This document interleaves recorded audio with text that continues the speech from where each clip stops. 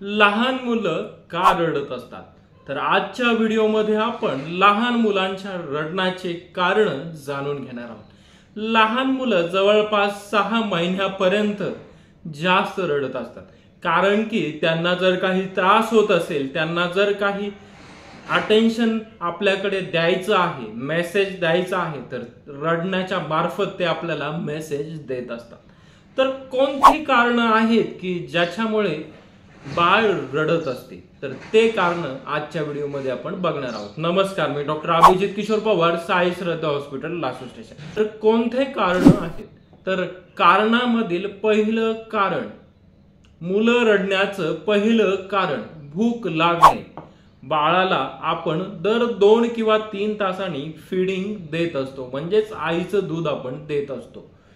तर अशा वेळेस जर बाळाला भूक लागली आहे आणि तो रडतोय, तर ते आपण कसं ओळखावं? तर तो जीभ बाहेर काढत असतो, आपली जीभ ओठांना टच करत असतो, सारखं तोंड हलवत असतो, मान इकडं तिकडं हलवत असतो आणि आपल्या आईचं ब्रेस्ट किंवा निप्पल बघत असतो. तर याच्यावरनं आपण बाळाला भूक लागली आहे आणि त्यामुळे तो रडतोय हे ठरवू शकतो. त्यानंतर आपण डायपर वापरत असतो, तर अशा वेळेस बाळ नॉर्मली 6 ते 8 वेळा लघवी आणि संडास करत असतं, हे नॉर्मल मानलं जातं. मग अशा वेळेस काहीदा काय होतं की डायपर तसंच ओलं राहतं आणि डायपर ओलं राहिल्यामुळे सुद्धा बाळ रडू शकतं. त्यानंतर तिसरं कारण आहे की डायपर रॅशेस. जर आपण रात्रभर डायपर ठेवलं आणि आपलं लक्ष गेलं नाही आणि रात्रभर डायपर तसंच ओलं राहिलं, काही मुलांची सेन्सिटिव्ह स्किन असते आणि त्या सेन्सिटिव्ह स्किनला डायपरमुळे काही रॅशेस येतं, त्या जागी लाली निर्माण होते, तर त्यामुळे सुद्धा बाळ रडू शकतं. त्यानंतर जास्त गरम किंवा मग जास्त टाईट कपडे जर आपण बाळाला घालत असू, तर त्याला ते कम्फर्टेबल वाटत नाही, त्याच्यामुळे सुद्धा बाळ रडू शकतं. त्यानंतर वातावरण. बऱ्याचदा आपण काय करतो, बाळाला फॅन खाली झोपवतो. तर बाळाला फॅन खाली झोपवू नका, फॅनच्या थोडा साईडला झोपवा आणि फॅन 3 वरच ठेवा. फॅन जर वापरायचा असेल तर फॅन 3 वर ठेवा आणि जर एसी वापरत असाल तर एसीचं टेम्परेचर 24 ते 27 डिग्रीवर तुम्ही सेट करून ठेवा. तर ह्या वातावरणाच्या बदलामुळे सुद्धा बाळ रडू शकतं. त्याच्यानंतर फीडिंग दिल्यानंतर बाळाला उलटी होत असेल, तर त्यामुळे सुद्धा बाळ रडू शकतं. तर 1-2 वेळेस थोडंसं गॅसेसच्या त्रासामुळे सुद्धा बाळाला उलटी होऊ शकते. किंवा मग आपण जेवण करतो नॉर्मली आपण, आणि जेवणानंतर जे ऍसिड रिफ्लेक्स बाहेर पडतात, ऍसिडिटी बाहेर पडते, तसंच बाळाला होऊ शकतं. तर त्यासाठी आपल्याला काय करायचंय, बाळाचं व्यवस्थित ढेकर काढायचं आहे. तर ढेकर बाळाचे कसे काढावे, तर त्याच्या काही पोझिशन्स आपण बाजूला बघू शकतो. तर ह्या पोझिशनमध्ये बाळाचं ढेकर आपण काढलं पाहिजे. 10 ते 15 मिनिटं आपण बाळाचं ढेकर काढलं पाहिजे. तर ढेकर न काढल्यामुळे सुद्धा बाळ रडू शकतं.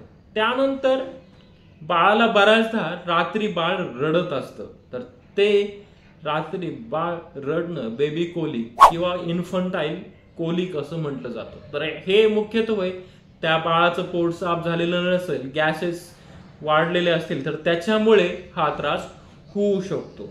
तर मग काय होतं, आपण फिडिंग देत असतो, फिडिंग दिल्यानंतर आपण जर बाळाचं ढेकर 10 ते 15 मिनिटं व्यवस्थित काढलं नाही, तर बाळ आपल्या फिडिंग म्हणजेच दुधासोबतच हवा सुद्धा इंजेक्ट करत असतो आणि ती हवा म्हणजेच गॅस तयार होते आपल्या पोटामध्ये, आणि गॅस तयार झाल्यामुळे बाळाला पोटामध्ये दुखायला लागतं, त्याला डिस्कम्फर्ट होतो पोटाचा.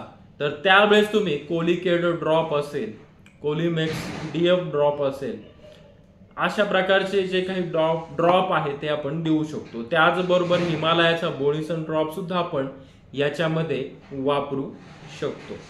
पॉटी पेन म्हणजेच संडास नंतर संडास जर कडक होत असेल किंवा संडास काढताना, लघवी काढताना त्याला वेदना होत असतात, तर जर संडास सुरू होण्याच्या अगोदर किंवा मग लघवी करताना तर थोड्या काही सेकंदाच्या वेदना होत असतील तर त्या नॉर्मल मानावे.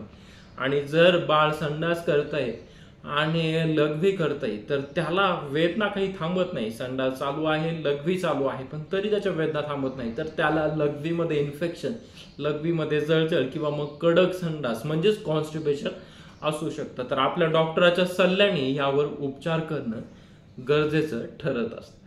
तर यामुळे सुद्धा बाळ रडू शकतं. त्याच्यानंतर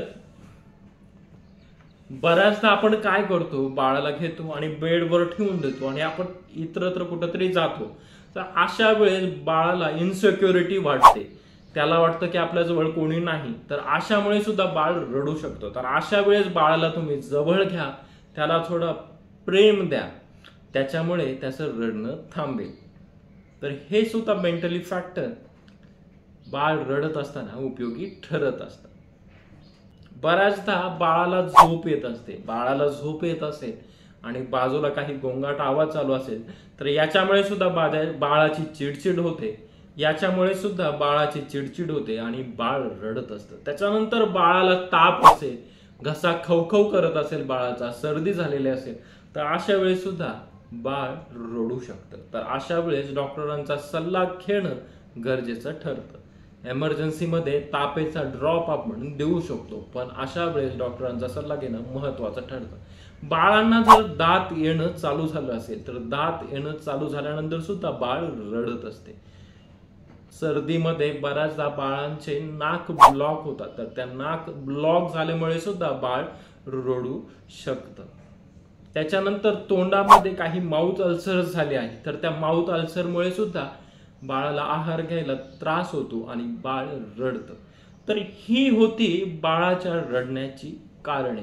तर हे कारण रोल आउट करून आपण बाळाचं रडणं थांबवू शकतो. आपल्याला हा व्हिडिओ आवडल्यास या व्हिडिओला लाईक करा. हा व्हिडिओ माहितीपूर्ण असल्यामुळे जास्तीत जास्त शेअर करा आणि आपण माझं यूट्यूब चॅनल डॉक्टर अभीस क्लिनिकला आणखी सबस्क्राईब केलं नसेल तर जरूर सबस्क्राईब करा.